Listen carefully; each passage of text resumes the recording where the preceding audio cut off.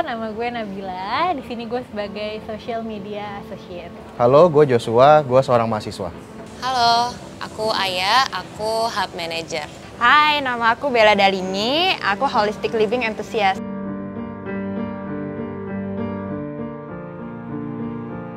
Jujur ini jadi tahun yang cukup berat, nggak cuma buat gue, tapi pasti untuk kita semua. Karena harus ngejalanin berbagai hal virtual kan kita di rumah. Salah satunya wisuda online. Harusnya gue ngejalanin wisuda bareng teman-teman gue di kampus.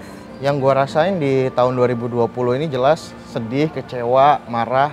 Karena banyak hal terjadi. Mulai dari awal tahun, gue harus kehilangan bokap dan tidak terduga kehilangannya.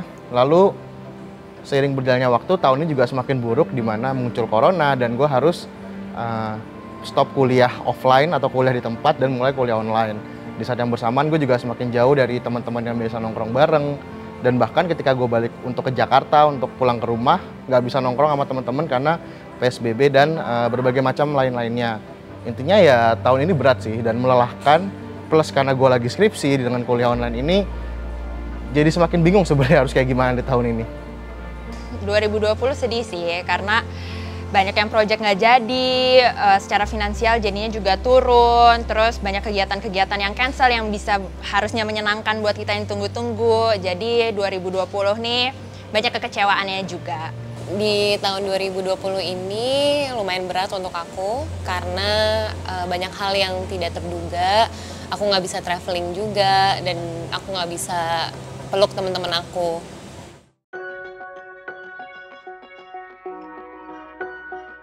Kalau harapan gue buat tahun 2021 jelas semoga semakin lebih baik, nggak cuma buat gue pribadi tapi juga buat seluruh dunia dan mungkin Indonesia.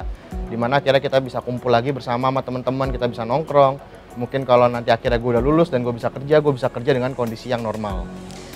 Harapan aku untuk 2021 untuk dunia jadi lebih baik lagi, terutama di kesehatan, dan aku bisa traveling lagi dan bisa peluk teman-teman aku.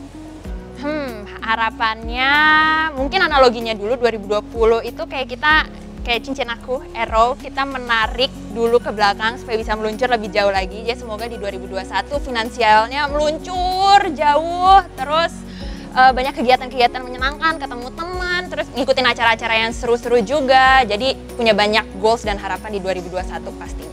Harapan gue di tahun 2021 semoga kita semua bisa pergi jalan-jalan tanpa ada rasa khawatir, keluar kota, keluar negeri, jalan-jalan, refreshing.